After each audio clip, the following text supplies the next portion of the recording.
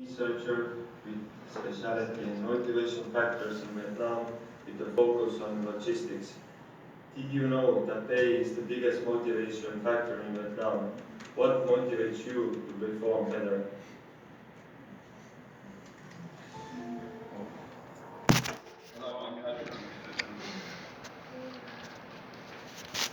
So yeah, it was just like an introduction to our presentation and to give funny facts.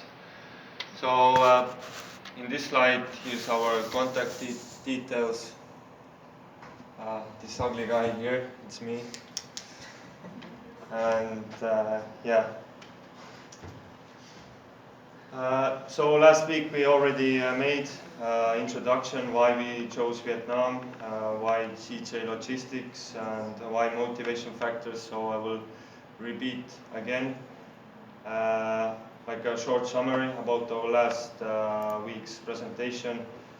So why Vietnam? Because it's fastest growing economy since 1990, and average GDP growth is 6 to 8%. And according to PricewaterhouseCoopers, Vietnam could grow at 5% compared to China 3 and 4%, and till 2050.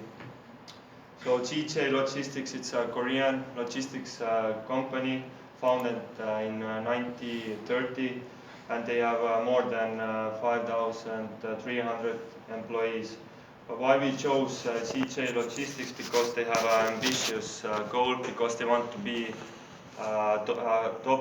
global top 5 enterprises by 2020, and also they are quite a new player in Vietnamese market, as they entered in 2015.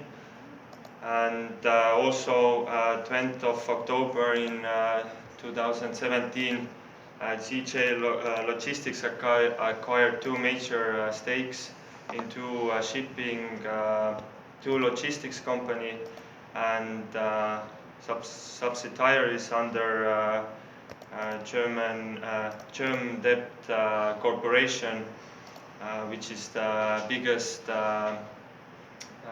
Vietnamese logistics company.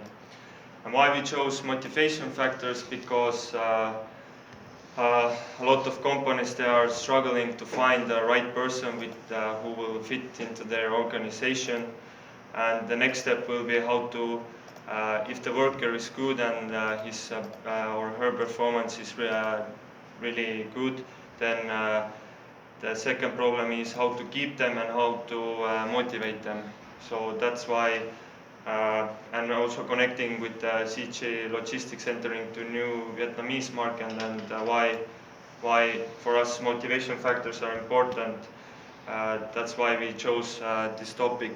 And our goal is to understand what are the most beneficial and important motivation factors for Vietnamese employees that CJ Logistics can implement in Vietnam.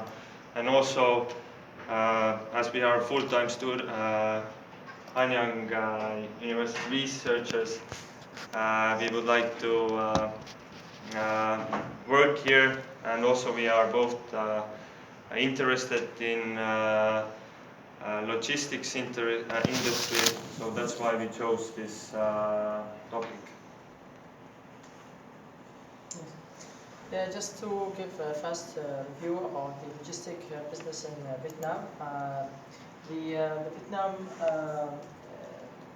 Vietnam logistic markets overcoming the challenges. Actually, they have with the coastline falling with 3,200 kilometers along the South China Sea with Vietnam, and also a very important geographical location.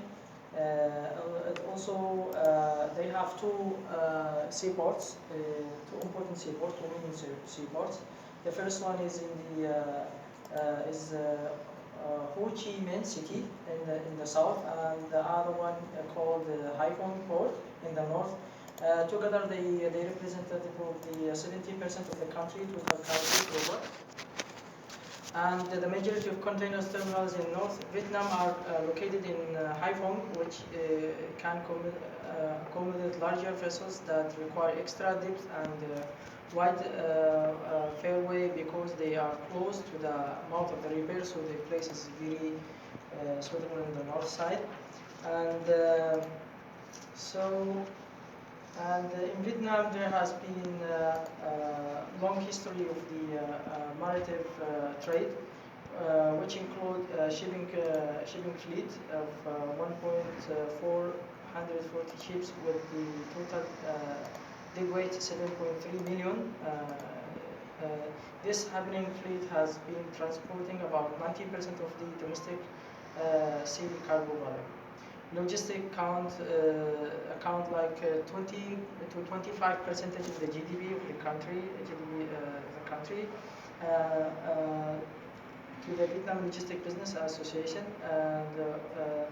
and with the sector projected to grow by roughly 12% per year through the end of the decade, driven by a project 652 million worth of trade by the 2020.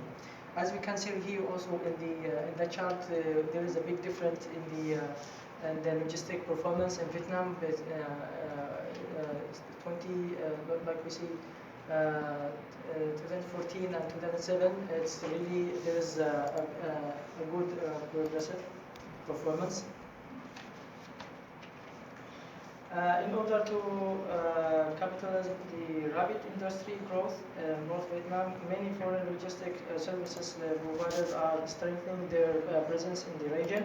We have the Japanese Yusen Logistic, and the Netherlands also began construction of its building logistic hub as well in Vietnam, and this is as an evidence that this business start to be grown in Vietnam, and how CG they have to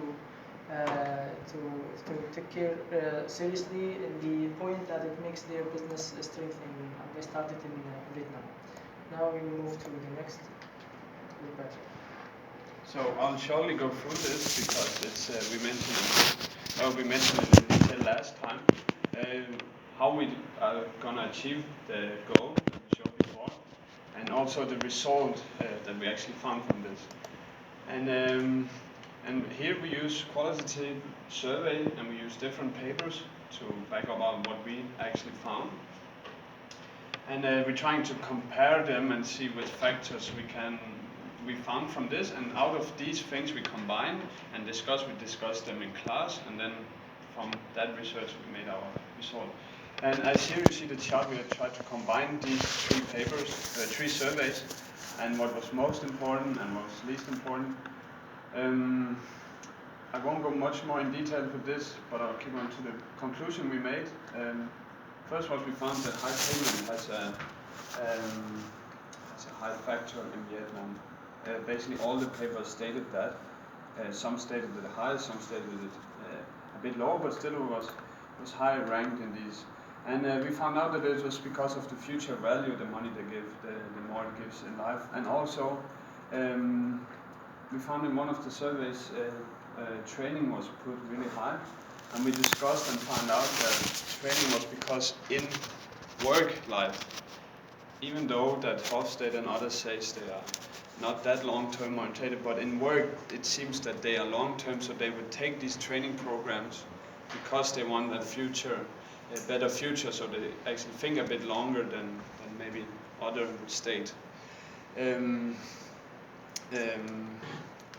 So what we could focus on, and maybe this framework we would maybe want to give, would be like the programs, because you can either give them more salary for bonuses, that's obvious, but also if you want to focus on a program, the problem would be maybe they would take this training and then they would leave immediately. That was the problem we was working with, and see how we can do that.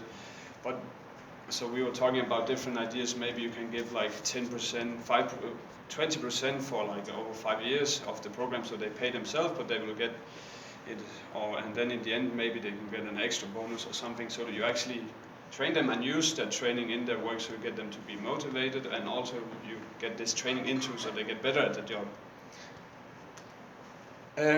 What we also wanted to search about, but we didn't do, was we wanted to look more into the culture and also specific maybe the areas, maybe because the north and the south is really different, and we haven't, the surveys was not showing from where or which culture it was from. Also the generation maybe has an important factor, we haven't searched about that.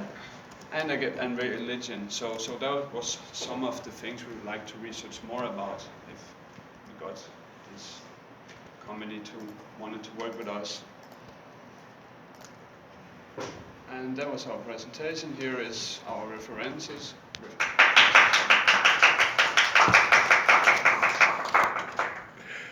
Good job, great job, guys. Now it's up for you guys. Be your MBAs, evaluate what we have. You guys are supposed to be experts now in Vietnam. Do you have specific comments for this? I mean, the good thing is that we actually found both teams out that the high payment is one of the most motivating factors. And yeah, I mean, it's also what we found out, and so actually it should be like that. And I also like that you mentioned the training, because they are long-term oriented, and if you want to make this kind of program also to keep the employees so that they not only leave the company after having succeeded in training. So I like it. Any suggestions for how to improve? Their comments seem to be different than your comments, and you're both teaching similar things, how to motivate staff. Fight, fight, fight! What's the debate? What are you taking away from this? Yeah, maybe as we mentioned also in our conclusion slide, maybe like we said that maybe in our future research we should focus on the more on the, what to say, like the North or South Vietnam side, and we have also like generation differences. You have baby boomers generation Z and X, and also that's why maybe somehow we like the results vary, but. Yeah, but at the same time, I think also the common thing between South and North and in everywhere is the money and the training. It's especially the design training from the company to make their employee to be in a certain level as a money man. Then they start to give like more targeted training to certain people who they want to do some special things, or some other people who would like to have training. It's like it's balancing between these two. Your group seemed to talk about peer feedback, anonymous feedback, a variety of different management details, but you didn't seem to talk about the training. Your group was focused mostly on the training, it seems, but I'm not sure if it was clear to everybody what you meant as far as you need to give training, but you're aware that if you give training, people are going to leave. And then you said something about how you can keep them there with that. Could you make sure that your consulting clients are aware of those details? We talked about if you make a program, so let's say we give you a training. Either we could say, okay, you get for the next 5 years, you get an extra bonus with this training, or if you paid yourself, and then the next 5 years you get a raise of 20% for 5 years, because then you get paid the program. So actually, if you leave, you don't get these bonuses compared to the other institutions. But what I also think compared to theirs, that's another thing that you have to be really aware of. This is two different companies. We have the Scandinavian company, like IKEA, and we have a CJ Logistic. So also the way that, especially CJ Koreans, I don't think if we go to them, we haven't researched much about this, but maybe pay is not a thing you can actually implement, because we were thinking maybe, okay, if you just give them money, it's actually the CJ that don't want to do that, because it's a Korean company. So that's why we like the training program, and maybe could keep people that way off. So I think that's why it's a bit different maybe. So you would hire people that are possibly poor in Vietnam and make them pay lots of money to take training? By what? Taking out an employee loan? Yeah, like that, and they can pay back, or we Okay. can pay for it, and if you leave, you have to pay it yourself. I don't know the legal terms of this, but it could be like, okay, we paid it for you, but if you leave within the 5 years, you have to pay back Deducted some from percent, your... yeah. Salary. Some companies they are doing this, but it depends on the legal HR legal or law regulation and law in the same country. Some country they don't allow, but some country yes. But I think for me, it's like sometimes when I search along with my friends, I think that it should be a package, a certain package for employee, which it can satisfy a wide range of employee. Some people like money, some people like training, and some people also like new variety in jobs, not like routine job, everyday daily routine job. So if you give a package like it's a money, training and rotation, you move the employee from one place to another place. Mm-hmm. This combination is very nice. I have seen this in Halliburton. It's really very effective, and it's really increased the production, the productivity of the employee, and really it's recycling the blood with the same employee, because rotation inside the organization is good. It's very effective and efficient. But if you do rotation from outside the company, like every time somebody leave, you bring somebody Rotation new. would work with the individuals that are focused on learning something new. And as you've identified, your targets in Vietnam are not focused on learning something new as much as focused on just getting higher pay or higher promotions and job titles. Yeah, this is my So if they point keep of going view, from just one to as another a- to another, yeah. it would differ. Yeah, but Okay. it's another. Could I get some more comments from the other consulting clients? Yes, Marwa. Thank you for the presentation first. When you say 5 years, are you suggesting that they need to train for 5 years to get the benefit by the end of the 5th year, or during these years, every year they can see results and We don't have monetary benefits? we made this paper as a research paper. We don't have any program or anything made, so that was just what we discussed. This paper only shows the factors, and future research could show that the training program could be used. But we talked about like a 5-year program or maybe 10-year. It depends. Maybe if the training is really expensive, and maybe it's better to do 10 years. So and I don't know how this legal thing, because we didn't search about it. So No, I mean the period, Mhm. 5 years. Do you think it's practical? People or employees would be patient enough to stay for 5 years? I think they are, but of course it's also again what kind of program it is, because if they can, the survey showed that they really focus about the future value. So if you give them a really good training, and maybe it's a long time, so maybe they would stay long because they say, okay, this program is really specific and good, and I can use that my entire life. Of course, if you just teach them in a driving license for a car, maybe they say, okay, 5 years is not worth the car. But if you give them some education in something more value for them, so I think you have to consider the value of the program for the people, and that's the lane of. But we haven't searched about that. That's what I think. And also, like in my opinion, when I was working in Estonia, I had the same discussion with my CEO, and he said we had a program also. It was called Management Trainee Program, and it was 1.5 year long.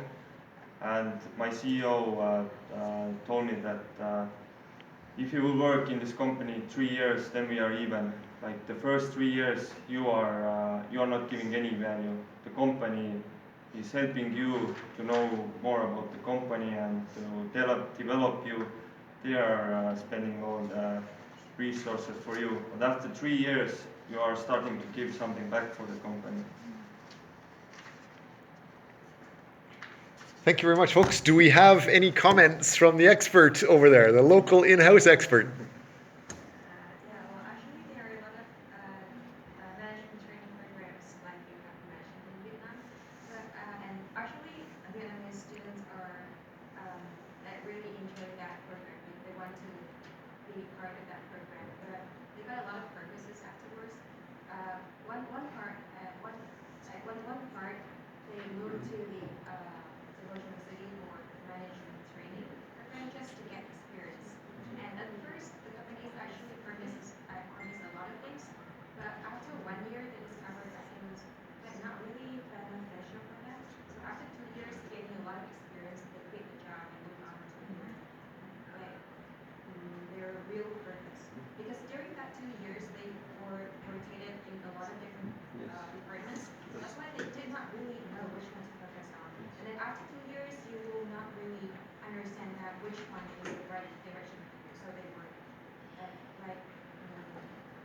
they were lost during the training program. And another case that happened actually in my company before, that they were trained for 2 years. They were moved abroad for training as well. They were very interested in that program, but after 2 years, they were not well paid. And they just stayed for the company for 1 more year to wait for any promotions or something they can have for us. But then after that, a lot of my colleagues 2 years ago, they are now not in the company anymore. So I'm not sure if the training program really worked. Yeah, that's the problem with the training program, because you will be rotated into different departments, and your salary is also really low actually. Which would probably not work in Vietnam. Yeah. Okay. Actually, some programs in Portuguese they are really good, well-paid, but then after 2 years they still for the program in my company, they are low-paid, and afterwards they're still low-paid. Any other comments before the next group starts? No?